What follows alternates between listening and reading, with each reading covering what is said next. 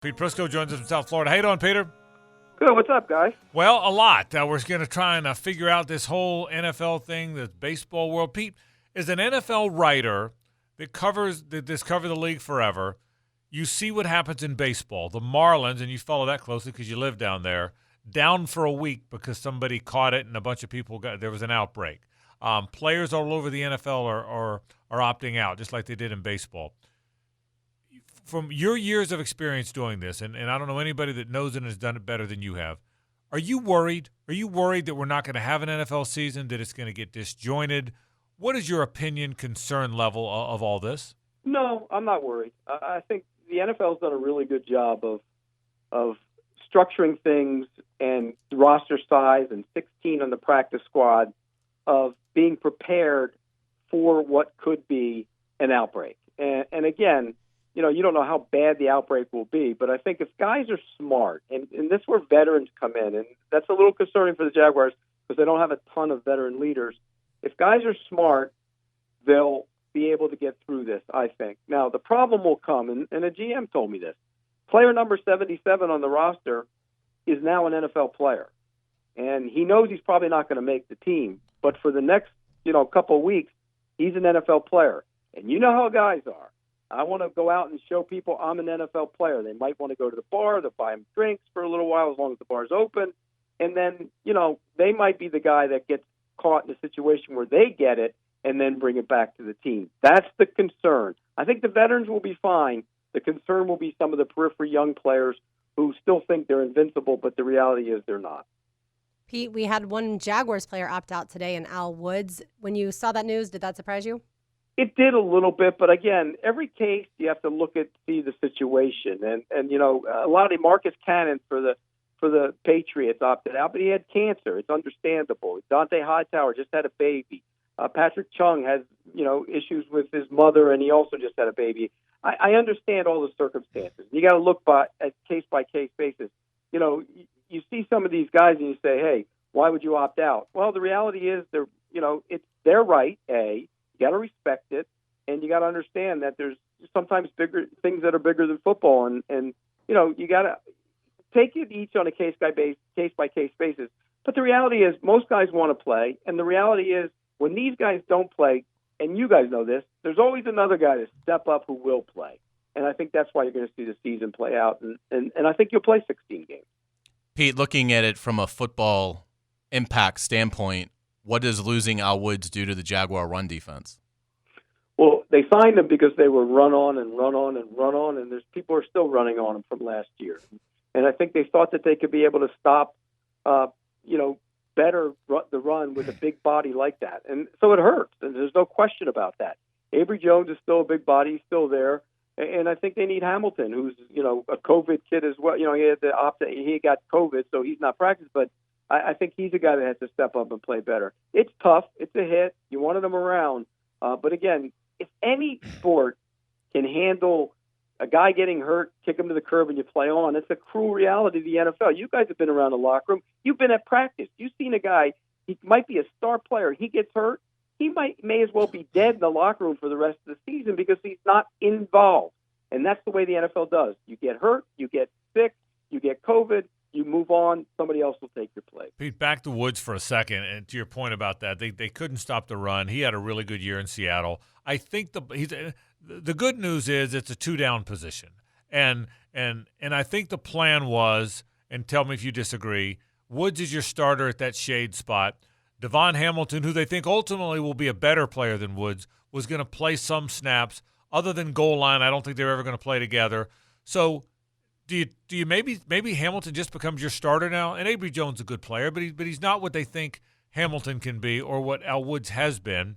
Do you maybe just start the rookie now? How do you think that plays out?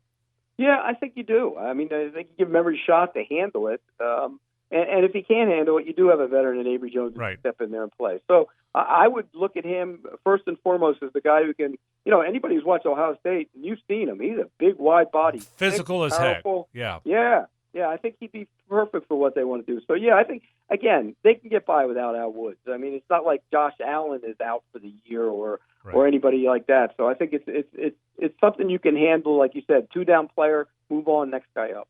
Pete, I've been waiting all week to ask you this question. How did you feel about the NFL Top 100, specifically the top 10? It was awful. I mean, how the hell do you have Lamar Jackson ahead of Patrick Mahomes? Pete, 3 guys were ahead of Patrick Mahomes. 3 guys. Patrick Mahomes is the best player in the National Football League. I mean, that's the easiest decision to make.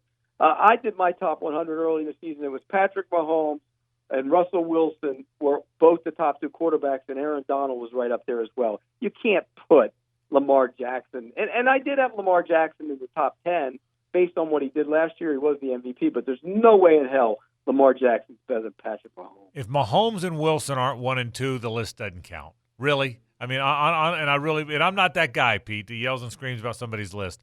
But if Patrick Mahomes isn't 1 and Russell Wilson isn't 2, I don't care if some guy in Alaska did the damn list. The list shouldn't come out again, right? I knew Pete would yell and scream. That's what I was excited he about. should. Pete, I agree with you.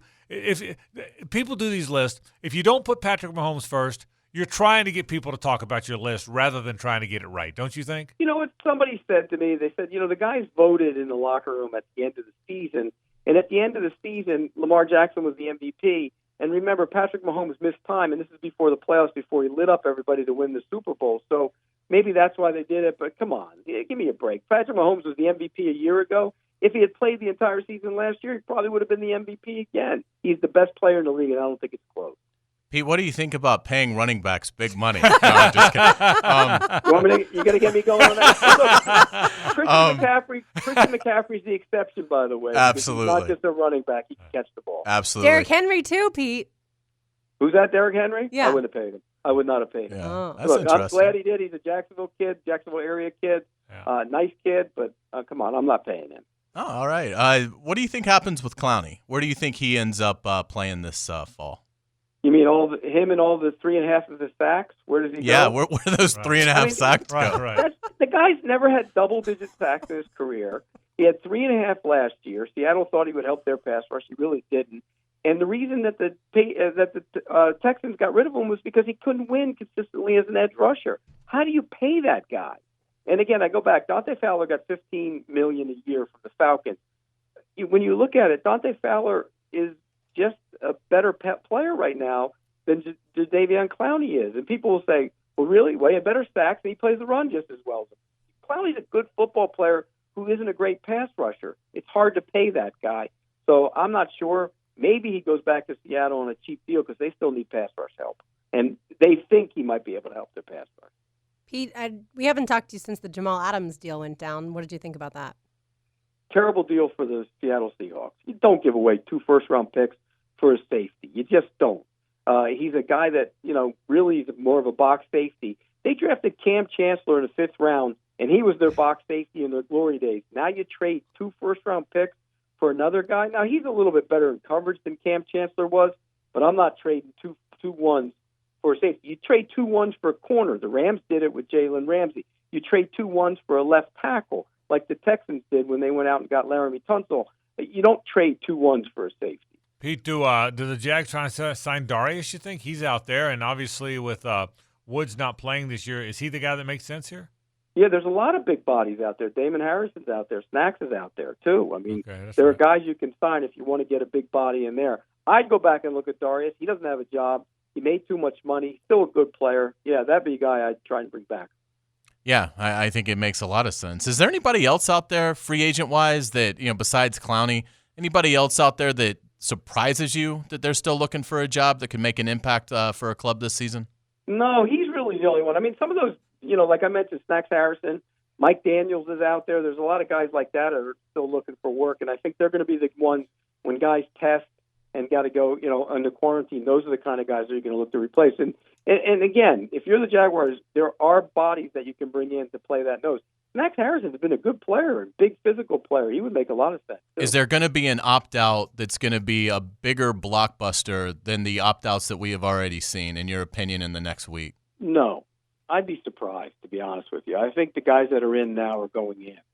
Some of those guys that opted out weren't going to make the team anyways, a lot of them. So I think they looked at it and said, you know what, I'm not going to make the team, I'm opting out. If you had a contract, you get $150,000. If you don't, you get nothing. But I do think that the majority of guys in now are going to play.